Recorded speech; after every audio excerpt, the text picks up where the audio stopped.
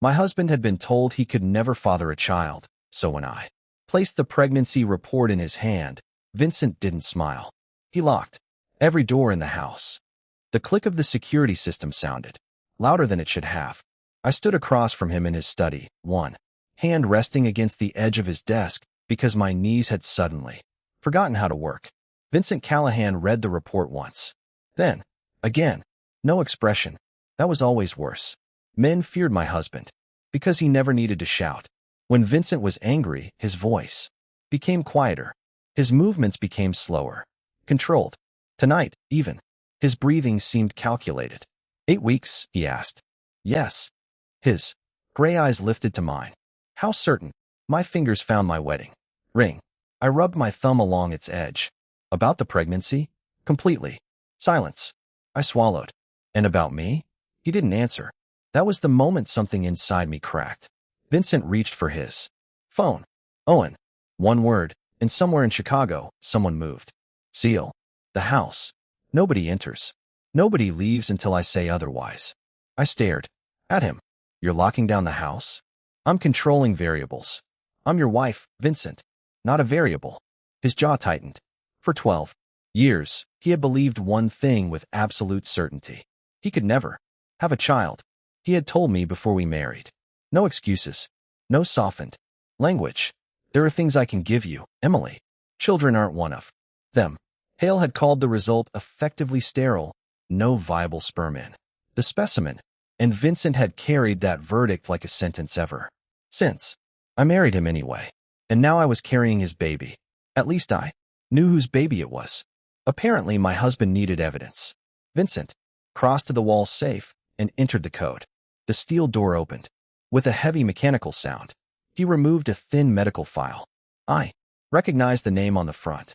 Dr. Adrian Hale, the doctor who had destroyed Vincent's hope 12 years ago. Vincent spread the old pages beside my new report. Definitive, he said. I looked at him. What? That was Hale's word. My anger cooled into something sharper. I leaned closer. Laboratory values. Signatures. Dates. Then I noticed it. Where's the barcode? Vincent's eyes shifted to me. The specimen. Barcode. I pointed at the laboratory attachment. There isn't one. He looked down. For the first time that night, his expression changed. The page was a photocopy. No original label. No chain of custody sticker.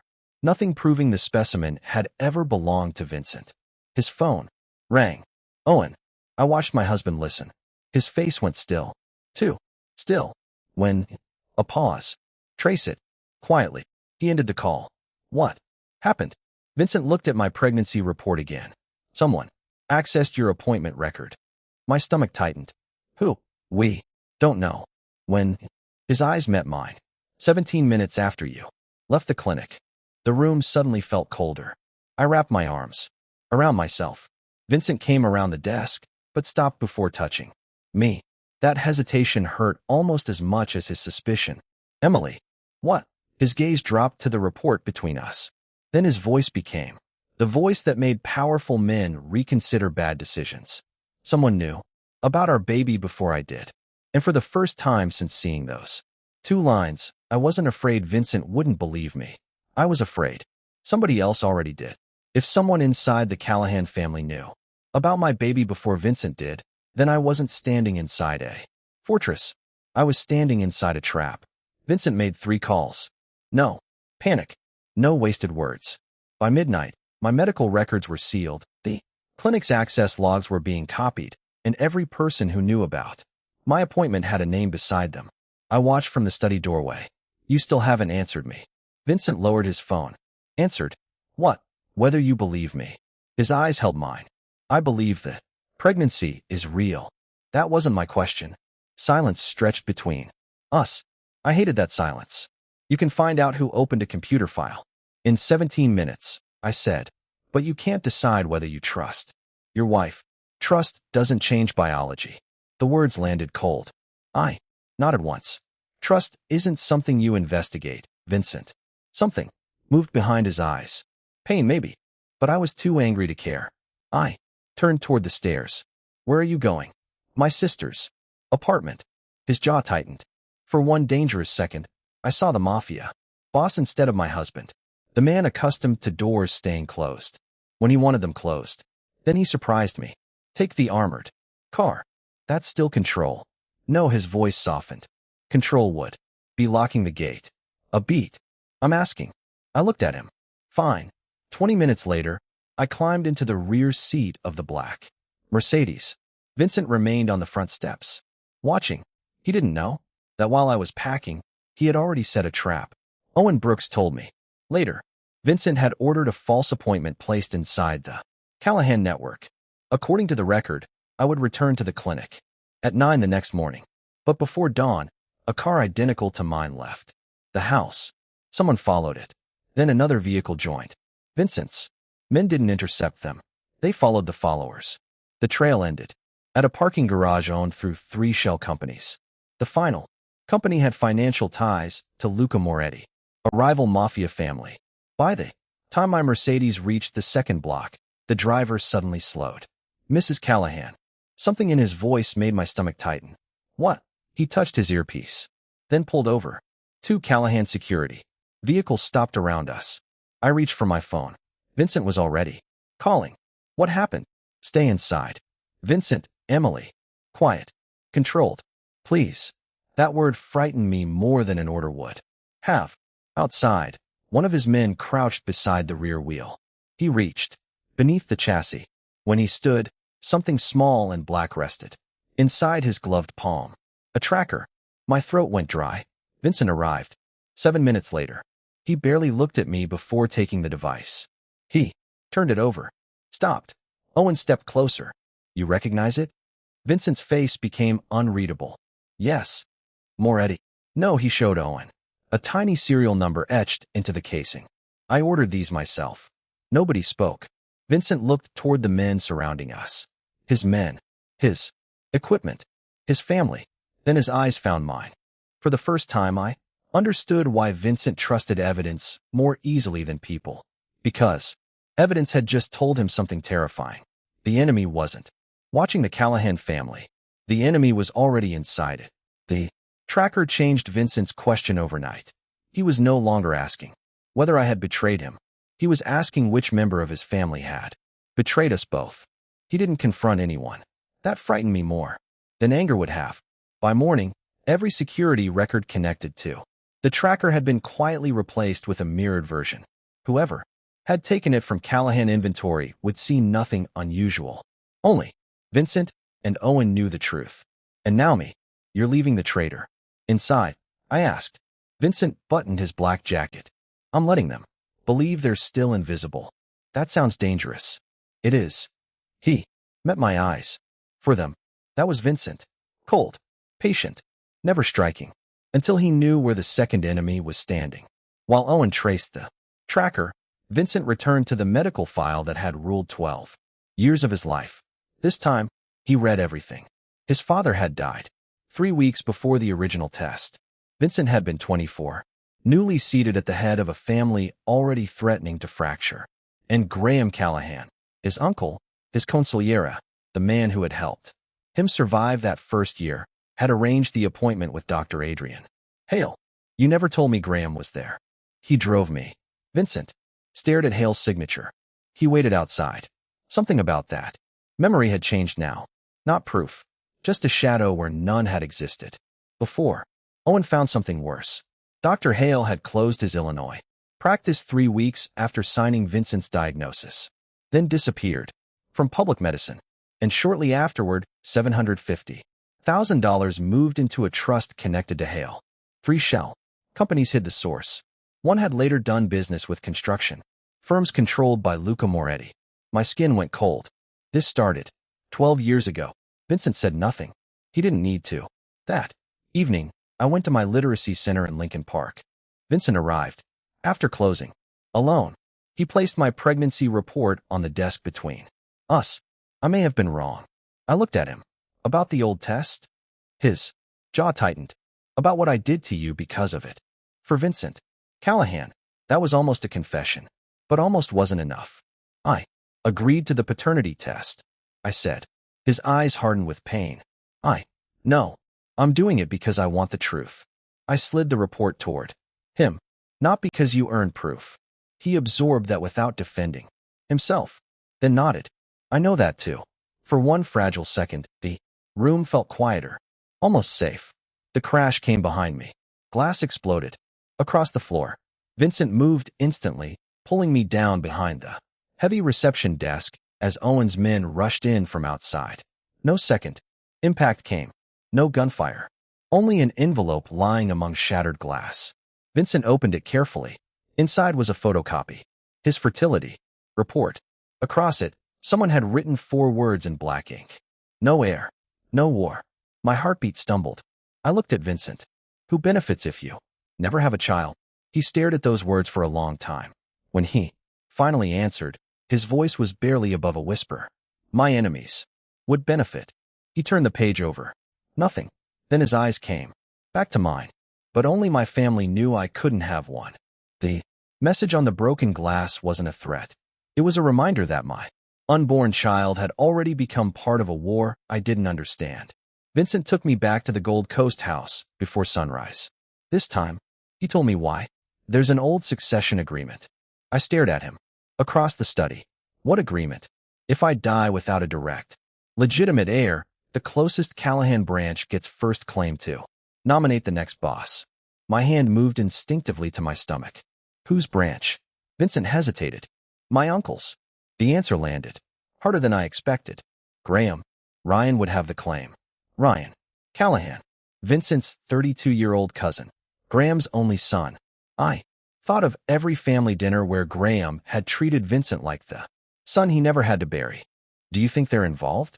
I don't think anything yet. Vincent adjusted his cuff. I prove things. That afternoon, he summoned the Callahan Council to the private club in River North.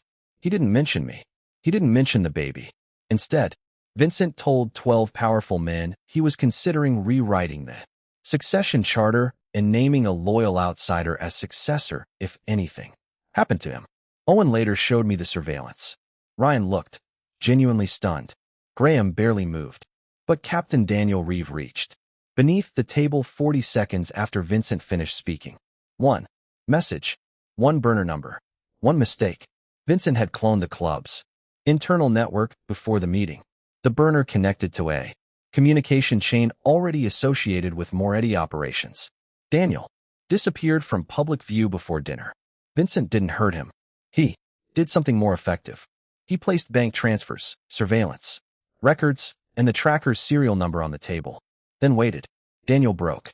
Someone had paid him to provide my movements. He claimed. He never knew who. The instructions always came through intermediaries. But every payment carried the same authorization phrase. Preserve the line. When Vincent told me, I felt suddenly sick. They don't see a baby. No, they see succession. His face hardened. Yes. For the first time, fear became real. Not abstract. Not something outside our marriage.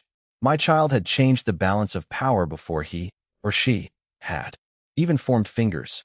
Vincent saw my hands trembling. He didn't promise everything would be fine. I would have hated him if he had.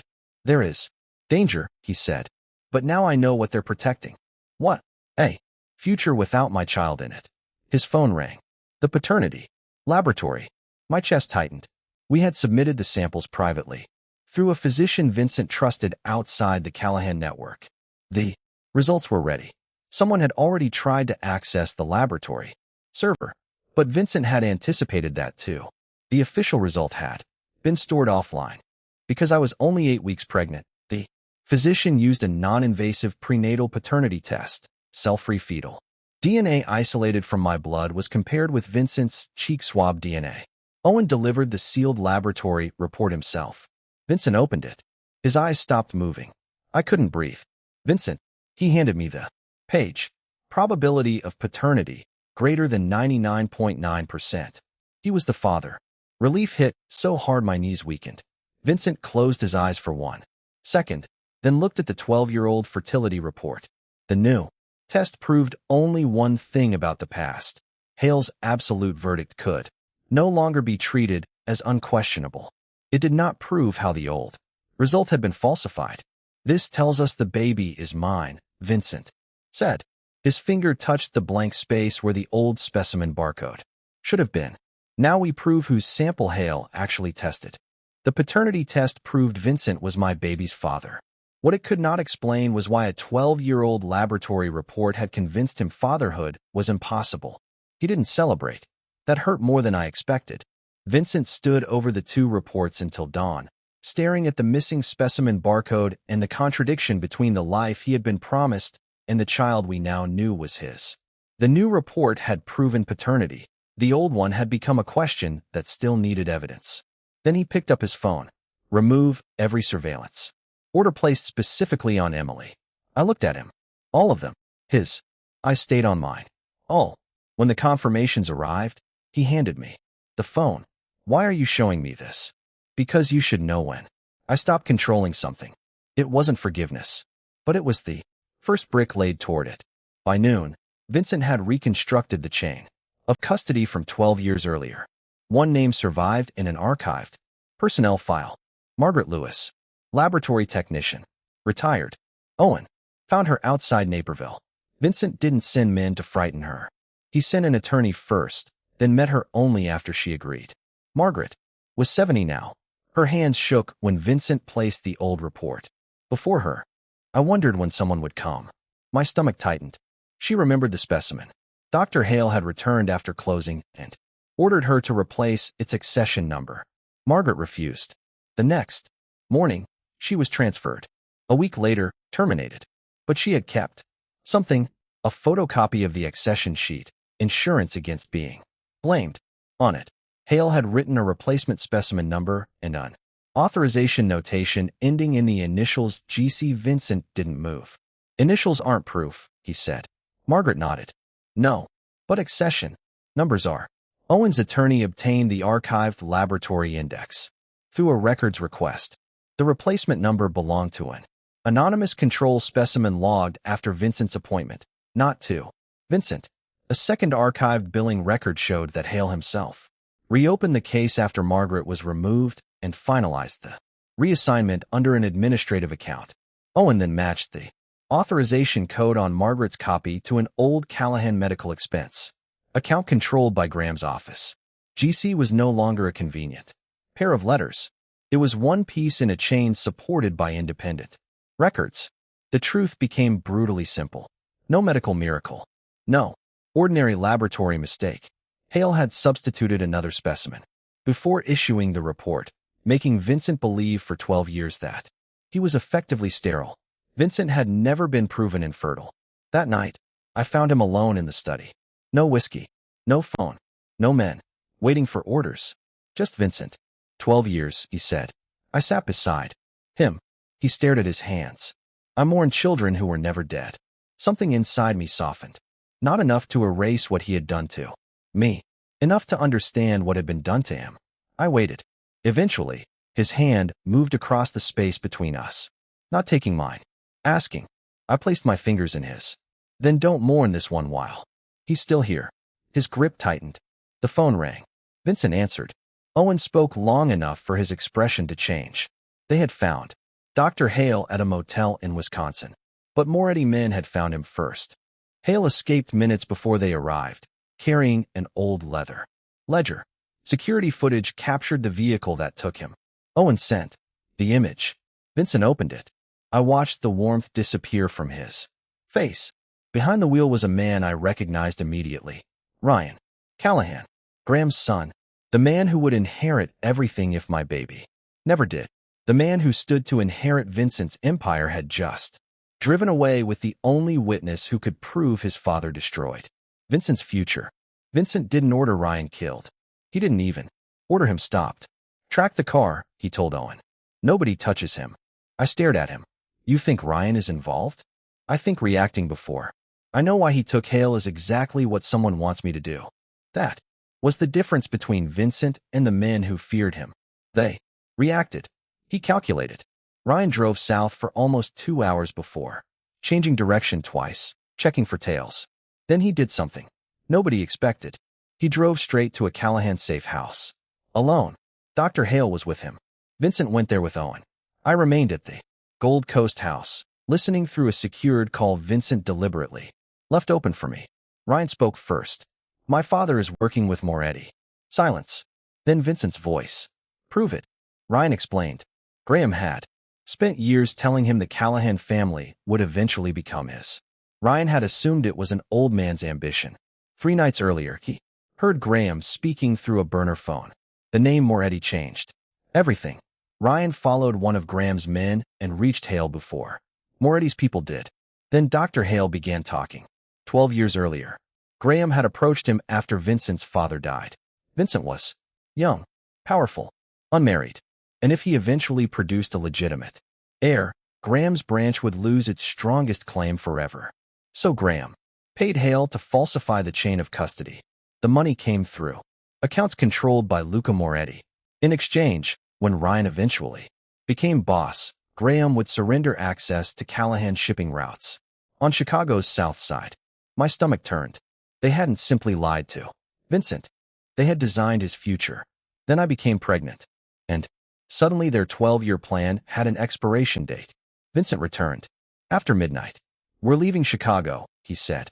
No, his eyes hardened. Emily, if I disappear now, Graham knows you found him. This isn't a negotiation. Then you haven't learned anything. That stopped him. I stepped closer. I'm not asking to play Mafia Boss. I'm telling you to use what they already believe. He said nothing.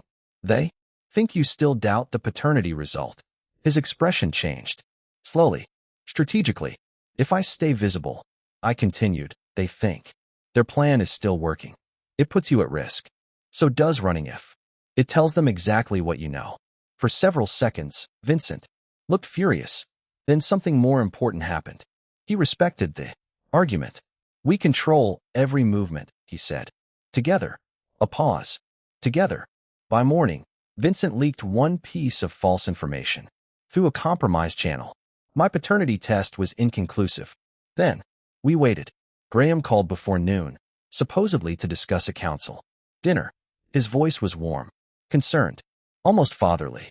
He spoke about ordinary family business for nearly a minute before adding, whatever that private lab told you, don't make a permanent decision while the result is still inconclusive.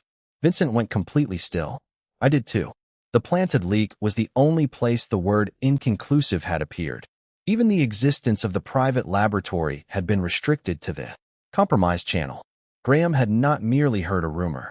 He had repeated the fingerprint Vincent had planted inside it. Vincent's gaze met mine. The trap had worked. He lifted the phone again. Good advice, Uncle. His voice became frighteningly quiet. I'll remember exactly where it came from. The moment Graham exposed himself, Vincent didn't move against him. He invited him to stand closer. That was the attack to conspiracy when he could make it expose itself. The Literacy Foundation Gala was 2 days away. It had been public for months. Canceling it hours after Graham received the planted leak would tell him. We knew too much and could drive Hale's remaining evidence underground. You don't attend, Vincent said. If I vanish from my own foundation. Gala now, Graham reads the same warning. His gray eyes lifted. You're carrying my child, and I'm not volunteering to be bait. We build a controlled event, or we cancel it. That distinction mattered. Vincent studied the security map, the secure rooms, medical station, service, elevators, and 2 extraction routes. Then he pulled out a chair for me. Sit. It wasn't surrender. It was partnership. We agreed I would remain inside a restricted donor zone with a dedicated protection detail and leave the moment any layer of security failed. Together, we built the lie Graham needed to believe. The gala would continue at the lakefront. Property my foundation planned to convert into a reading center. 3 identical Callahan convoys would leave from different locations. Ryan would remain publicly beside Graham. Dr. Hale would supposedly be transferred with his leather ledger to an attorney willing to cooperate with federal investigators. The ledger being moved was fake. The real one never left Vincent's control. Only 6 people received the false route. Whoever warned Moretti would identify another traitor. Before we left for the gala, Vincent handed me a small black phone. 1 button. And then 20 men appear? 30. I laughed. I hadn't expected to. Neither had he. For 1 second, the war disappeared. Vincent touched my cheek. I should have believed you before I had proof. The smile left. Me. Yes. He didn't defend himself. I know. That mattered more than. Another apology. The gala began at 7. Crystal lights. Champagne. Donors pretending the city outside belonged to people like them. Vincent stayed close enough for me to find him without hovering beside me like a guard. He was still the boss. Men approached him quietly. Left even. Quieter. At 8:17, Owen received the signal. One of the 6 men had transmitted the false route. Minutes later, Moretti vehicles intercepted the decoy convoy near the Callahan South warehouse. They found no Heir, no ledger, only Vincent's men waiting. Another leak closed. Another piece removed from the board. For the first time in days, I breathed. Then Ryan approached us. His face was white. He showed Vincent his phone. A message from Graham. Come alone if you want your mother to. Live. The relief vanished. Graham had taken his own wife. His own family. Vincent read the message once. He knows the trap is closing. Ryan's hands curled into fists. What do we do? Vincent was already issuing orders. Nothing he expects. Then the lights flickered. Once. Twice. Vincent stopped speaking. His eyes moved toward the service corridor. One security camera went dark. Then another. The ballroom. Music continued. Nobody else noticed. I did. Because the black phone in. My hand suddenly felt very small. A man wearing a foundation contractor badge stepped through the service door. I recognized him. He wasn't on tonight's staff list. Before our protection detail could challenge him, the Callahan security officer assigned to that corridor raised his access card and waved him through. My stomach dropped. The badge wasn't. The breach. The man guarding the breach was. His hand moved toward his jacket. I pressed the black phone once. Vincent's head snapped toward me. At the same instant, the compromised officer used a real Callahan credential to override the service door lock and kill the corridor camera. A second man appeared behind him. The doors sealed between Vincent and me before the rest of the detail could cross. Somewhere beyond them, I heard Vincent's voice. Not loud, not panicked, terrifyingly calm. Lock the city. It was Callahan's shorthand. Not magic. Freeze the family-controlled garages, private routes, safe houses, drivers, cameras, and contacts that could move a captive out of Chicago unnoticed. The doors closed between Vincent and me, and the man beside me whispered, "If you want your baby to survive, don't scream." I didn't. Not because I obeyed him. Because Vincent had taught me something without realizing it. Panic gave your enemy information. The contractor forced me through the service elevator with another man behind us. They never touched my stomach. Never struck me. That told me everything. They needed the baby alive. For now, the black phone was gone, but I had already pressed the button. Vincent knew.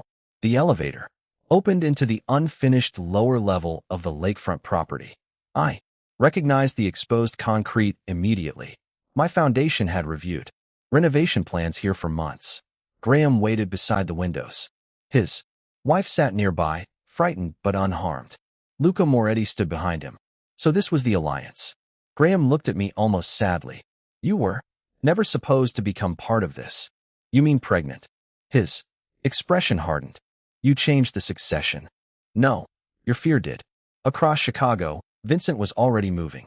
I learned later that Heir, under counsel and after agreeing to cooperate, had given a recorded account that matched Margaret's accession records and the financial trail.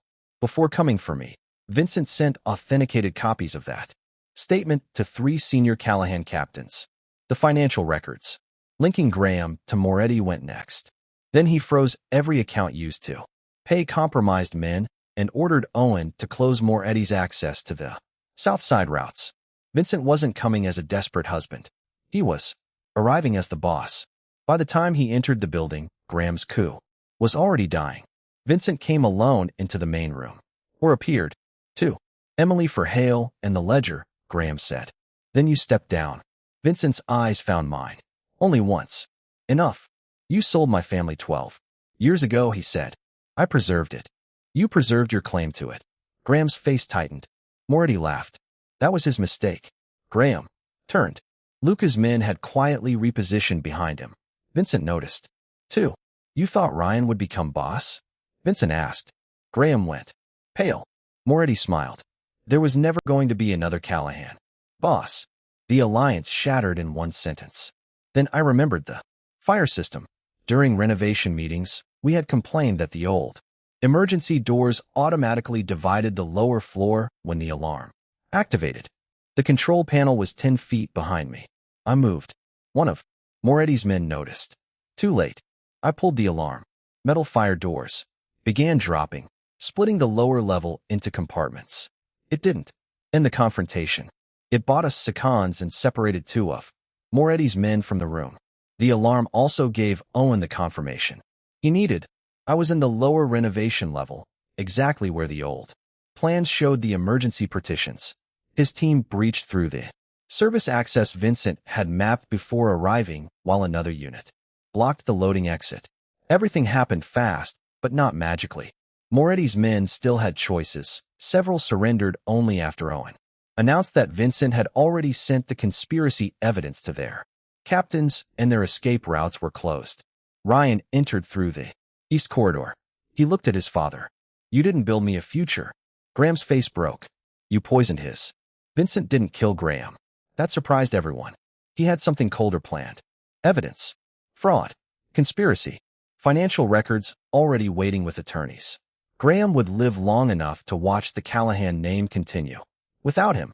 Then Vincent came to me. In front of men who had never seen their boss bow to anyone, he dropped to his knees. His hand hovered over my stomach. I placed it there. He's still here. Vincent closed his eyes. So are you. Hours later, at the hospital, a monitor filled the room with our baby's heartbeat. Fast. Strong. Alive. Then the sound vanished. The doctor frowned. Vincent stood instantly. My blood turned cold. The doctor moved the monitor again. Nothing. Then she whispered. One word. Wait. For 3 seconds, there was no heartbeat, and I watched the most powerful man in Chicago become completely helpless. Wait, the doctor repeated.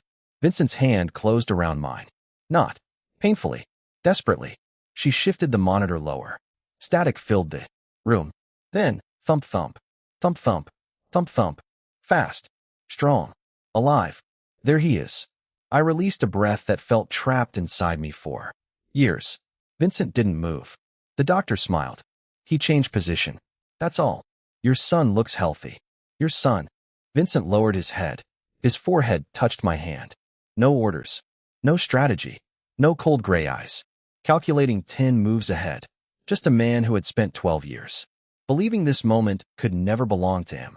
Months later, Chicago still belonged to Vincent Callahan. That mattered. He didn't walk away from his empire because love magically turned him into another man. He remained the boss. Only the rules changed. Graham lost everything. The Callahan Council stripped him of his position, influence, and access to family money, while federal prosecutors indicted him on conspiracy, fraud, bribery, and financial crimes supported by Hale's confession, the laboratory records, and the shell company trail. Daniel Reeve and every captain tied to the betrayal were removed. Luca Moretti did not vanish into an ambiguous ending either. His own captains abandoned him after Vincent proved Luca had planned to sacrifice them, and investigators arrested him on conspiracy and financial charges built from the same documented network. What remained of the Moretti organization accepted a truce on Vincent's terms. Ryan refused succession, and Vincent rewrote the Callahan Charter. Blood alone would never decide leadership again. Competence, loyalty, council approval. I watched him sign it. You changed a 100-year rule. It was a bad rule. That was all Vincent said. But I understood. Our son would inherit his name. He would not inherit his chains. Noah Vincent Callahan arrived on a cold November morning with dark hair, furious lungs, and 6 pounds of absolute authority. The first time the nurse placed him against Vincent's chest, my husband froze. You can hold him, I whispered. I am holding him. You look terrified. I'm not. Noah screamed. Vincent looked at me. I laughed until my stitches hurt. Weeks later, I woke after midnight and found the other side of our bed empty. I followed the faint nursery light. Vincent stood beside the crib in black trousers and a white shirt, trying to tuck Noah's blanket around him without waking him. The man who could silence a room with one glance was losing a negotiation. With a 6-pound baby. You spent 12 years thinking you'd never have. An heir, I whispered. Vincent looked at our son. I was wrong about that too. About having one. He shook his head. About wanting an heir. Then he looked at me. I wanted a son. I just didn't know the difference. Something inside me finally released. I stepped closer. Vincent extended his hand. He didn't pull me toward him. He waited. I chose to take it. You finally learned, I whispered. What? Trust isn't something you investigate. His thumb moved across my wedding ring. No, he looked at Noah, then back at me. It's something you protect. Vincent had ruled a city by learning where every threat was hiding, but power had never taught him how to build a family. For 12 years, he thought legacy meant blood. Then one doctor's report changed everything. Not because it gave him an heir, because it gave him a choice. And in the end, the greatest thing Vincent Callahan left his son wasn't an empire. It was a father determined not to pass down the darkness that built it.